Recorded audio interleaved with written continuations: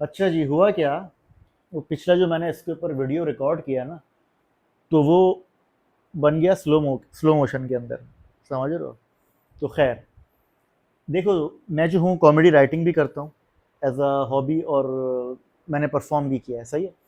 तो ये मैंने बनाया है उन कॉमेडियंस और एंटरटेनर्स के लिए जो कि कंटेंट बनाना चाहते हैं for entertainment of cancer patients, सही है जी।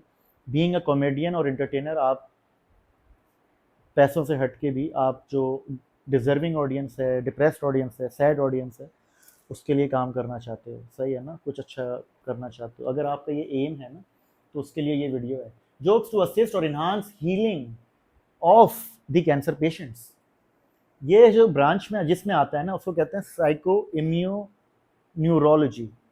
Okay, psycho neuro immunology. Okay, जो हमारा आपको पता है स्ट्रेस रिड्यूस करता है, जो केमिकल्स होते हैं दिमाग में या ओवरऑल जो आपकी बॉडी होता है उसको इन्हांस करता है, जो चीज़ें होती हैं उनको रिलीज करता है जो ज़रूरत होती है। ओके, मूड इन्हांस करता है, साइकोलॉजिकली स्ट्रॉन्ग बनाता है, you feel happy, everything you know start getting better, right, you are cured faster, right. अच्छा जी, टॉक्सिक पॉजिटिविटी अवॉइड करें, ग्राफिक सफरिंग बिल्कुल नहीं, डार्क कॉमेडी ज़रूरत नहीं है, और हर किसी की टॉलरेंस इतनी नहीं होती, और जो पेशेंट है उसको तो आप इस किस्म का कंटेंट नहीं दिखाओगे ना, नहीं बनाओगे ना। अच्छा जी, और ओन एक्सपीरियंस, अगर तो आप खुद सर्वाइवर हैं तो आप एक अच्छे डिफरेंट तरीके से जो है ना बता सकते हो कि ये ऐसे होता है, जो भी जोक्स हैं, सही है। अगर आपका शेयर्ड एक्सपीरियंस है, आपका कोई लेफ्ट वन या कोई और, उसको भी आप यूज़ कर सकते हो as an example. Okay, light mood में, not making the patient feel worse, उसको बुरा ना लगे, उसमें आपने एक जाहिर सी बात है टॉलरेंस लेवल जो है ना वो रखना है।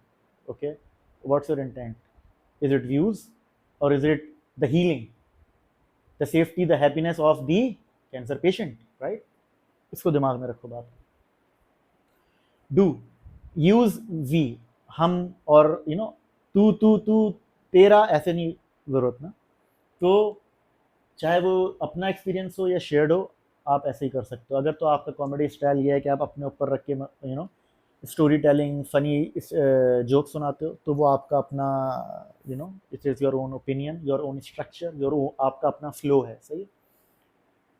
वैलिडेट देयर स्ट्रगल, अगर आपने पढ़ा है या अपना एक्सपीरियंस रहा है या शेयर्ड एक्सपीरियंस रहा है या आपने रिसर्च किया, तो आपको पता होगा क्या कॉनंड्रम होता है, या क्या अहमक, या क्या ऐसी मामलात होते हैं, ऐसी चीज़ें होती हैं जो फ़नी होती हैं, लेकिन आमतौर पे कोई बात नहीं करता। लेकिन एज अ कॉमेडियन आप छोटी सी चीज़ को लेके अच्छी फॉर्म में अच्छी तरीके से दिखाते हो, जिसको वो के और फिर और फनी लगता है, सही है, आप उसको मज़ीद अच्छा बनाते हो।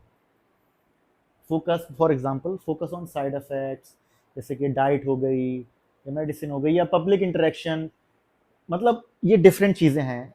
चाहे वो किसी चीज़ के साइड इफ़ेक्ट्स हैं, भला वो फिज़िकल हैं, नॉन फिज़िकल हैं, साइकोलॉजिकल हैं, interaction with the staff or with the guests or everyone, standard operating procedures वगैरह जो हैं उसके बारे में, और उसके साथ जो पेशेंट है ना, वो कैसे बिहेव करते हैं, कैसे रिएक्ट करते हैं, उसके ऊपर लाइट ह्यूमर या वो ह्यूमर जो उनको समझ में आता है, उनको अच्छा लगता है, खुश फील करते हैं, वो आप कर सकते हो। तो ये वीडियो बनाने का एक जो मकसद था वो ये था कि यार आप अपना जो क्रिएटिव प्रोसेस है ना उसको थोड़ा सा इन्हांस करें, थोड़ा सा उसको मज़ीद इम्प्रूव करें, सही है, डिफाइन करें उसको कि किस लिए बना रहे हैं, क्या ये भी मॉनिटरी गेन के लिए है, पैसे के लिए है, या इसमें थोड़ा सा डिफरेंट जो है ना, जो ऑडियंस है आपका कोर ऑडियंस है ना उसके लिए है, जो कि भला कैंसर पेशेंट हो या हीलिंग प्रोसेस से गुजर रहा हो, क्रोनिक डिजीज़ हो, कुछ भी हो, सही है जी। तो ये आप एक बेहतर लिखने वाले, बेहतर परफॉर्मर, बेहतर इंटरटेनर, कॉमेडियन वो बन सकें, ये इसका मकसद है। अपना राइटिंग प्रोसेस या अपना जो इम्प्रोवाइजेशन है उसको मज़ीद इन्हांस कर सकें और एक पॉजिटिव चेंज ला सकें सोसाइटी में, ख़ास तौर से जो डिज़र्विंग ऑडियंस है, आइसोलेटेड है या डिप्रेस्ड है या सैड है, उनको हेल्प कर सकें। मुझे प्लीज़ कमेंट में बताइएगा अगर आप चाहते हैं कि मैं इसके ऊपर जो है मज़ीद इंस्ट्रक्शनल वीडियोज़ के कंटेंट या रिसर्च जो है ना वो आपके सामने लेकर आऊँ, आइडियाज़ जिसके ऊपर कि आप कंटेंट बना सकें। Thank you for watching.